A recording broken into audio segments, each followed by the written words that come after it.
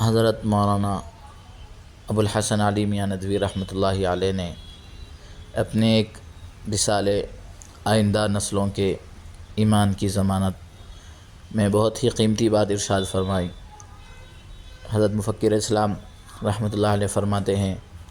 اقلیتی کمیشن کے ایک ہندو ذمہ دار نے یہ لکھا ہے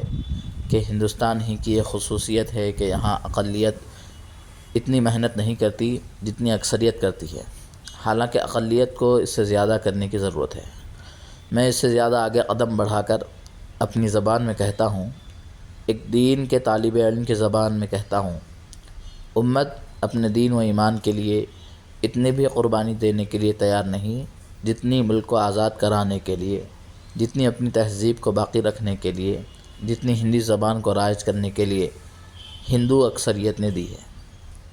یہ مفکر اسلام حضرت مولانا ابو الحسن علی میاں ندوی رحمۃ اللہ علیہ نے اپنے خطاب میں فرمایا تھا۔